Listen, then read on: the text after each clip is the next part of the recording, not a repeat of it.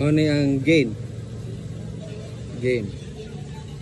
Ang pagkontrol sa ganansya nagtino kung unsa ka maayo ang nakita sa echo sounder o gipakita ang mga signals. Ang pag-adjust sa ganansya nagtugot kanimo sa pagpugong sa level sa detalye o kasaba nga gipakita sa screen.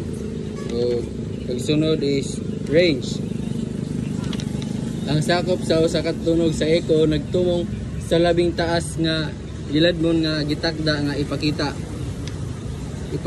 sa instrumento. Gipunting niya ang sukod sa display ug ang giladmon nga ay nga interesado ang tigamit sa pag-obserbar. Sunod is phase white light.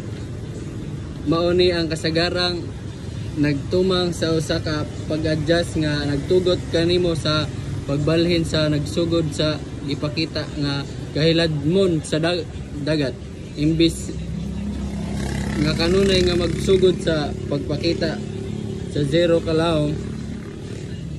Mo ni mahimo nimong ma-offset kini aron ma-focus ka sa usa ka partikular nga giladmon. Sunod is time buried gain.